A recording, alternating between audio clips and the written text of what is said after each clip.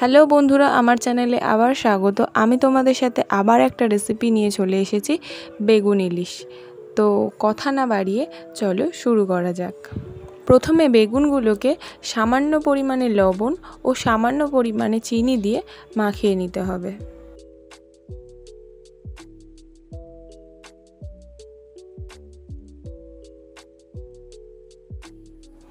এরপরে ইলিশ মাছগুলোকে সামান্য পরিমাণে হলুদ, মানে 1 চামচের 4 ভাগের 1 ভাগ হলুদ ও অল্প পরিমাণে লবণ দিয়ে ভালো করে মাখিয়ে নিতে হবে। এরপরে কড়াইতে সর্ষের তেল দেব। তেলটা গরম হয়ে গেলে এরপরে দিয়ে দেব সামান্য পরিমাণে লবণ। লবণ দেওয়ার পরে ভালো করে তেলে মিশিয়ে নেব। এরপরে একে একে মাছগুলোকে ছেড়ে দেব।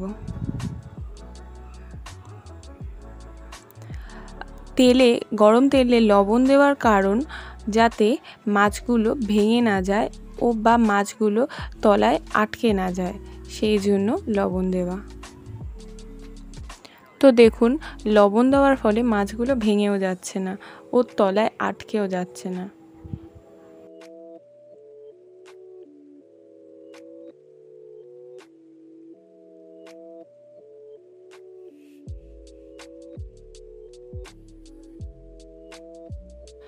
মাছগুলোকে হালকা ভাজতে হবে, তো হালকা ভেজে তুলে নিতে হবে।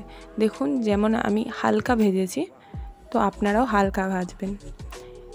এরপরে মাছ ভাজার তেলে দিয়ে দেব কালো জিরে ও কাঁচা লঙ্কা ফোড়ন। এরপর বেগুনগুলো দিয়ে দেব।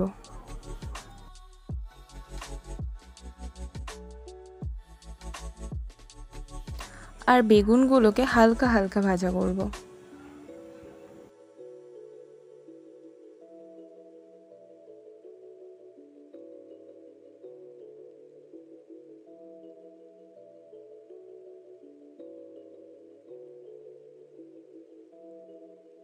দেখুন, বেগুনগুলো হালকা ভাজা ভাজা হয়ে গেছে। তো এরপরে দিয়ে দেব 1 চা চামচের হাফ চামচ হলুদ গুঁড়ো ও 1 চা চামচ মতো লঙ্কার গুঁড়ো।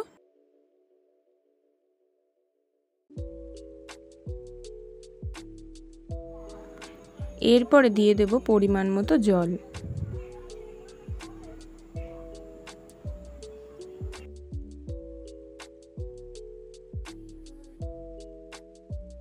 জলটা দেওয়ার পরে বেশ কিছুক্ষণ ধরে ফুটতে দেব।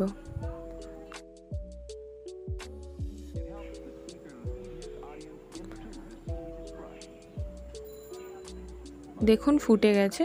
তো এরপরে এক এক করে মাছগুলো দিয়ে দিব। আমরা এখানে মাছগুলো হালকা ভেজে দিয়েছিলাম, তো আপনারা এখানে মাছটা কাঁচাও দিতে পারেন।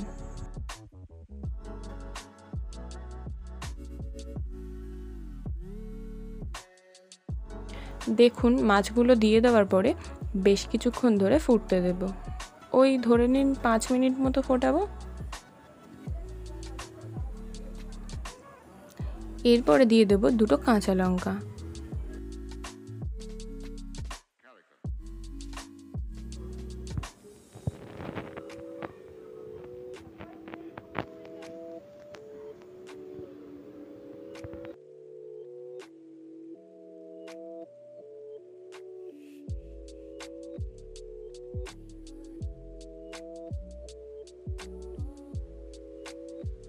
দেখুন, ভালো করে ফুটে গেছে। এরপরে দিয়ে দেব 1 চা চামচের 4 ভাগের 1 ভাগ জিরে গুঁড়ো।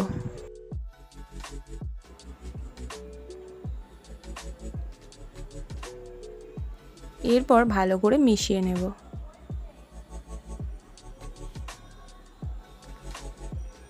দেখুন, মেশানোর পরে 2 মিনিট মতো ফুটিয়ে নামিয়ে নেওয়ার আগে কাঁচা সর্ষের তেল দিয়ে ভালো করে মিশিয়ে নেব।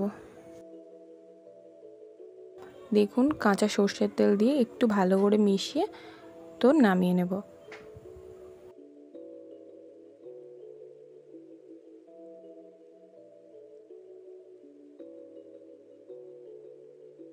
দেখুন রেডি আমাদের বেগুন ইলিশ।